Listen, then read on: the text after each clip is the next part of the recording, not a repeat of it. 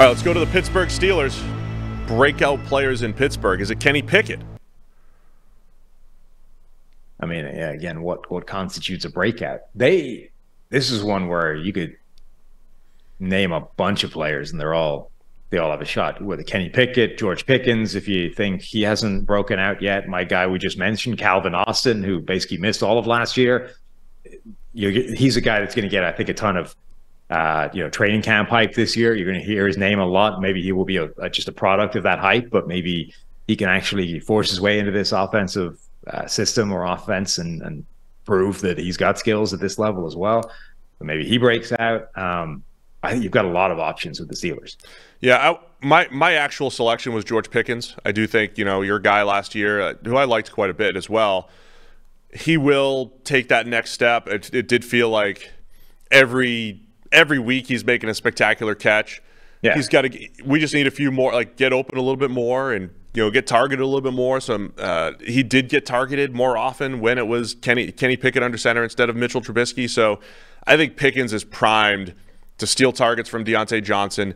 My only caveat to that is I also have Allen Robinson as a bounce back and great potential addition for the Steelers. But Allen Robinson and George Pickens, I think, maybe fighting over some of those red zone targets and fighting on some of those conversion downs. But I think Pickens has all the ability to take another big step this year. From a personnel standpoint, I have a lot of confidence in so many of these Steelers players, actually taking a huge leap this year. The thing that scares me is the coaching staff or the coaching setup, the scheme, right? If they had made a change this offseason, and if we were talking about them as the team that had brought in Kellen Moore, for example, just to name a name, if we were talking about this group of Steelers players, and now Kellen Moore is coming in to run the offense, you would be confidently predicting breakouts for Kenny Pickett, breakouts for George Pickens, functional role for a guy like Calvin Austin, even if it's a sort of situational or a specific scheme thing.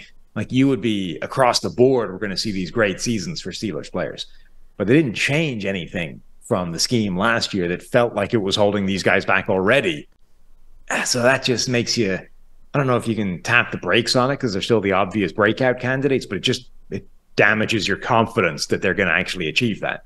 I'll say this about the Steelers. This is the best looking roster I think they've trotted out there in 4 or 5 years.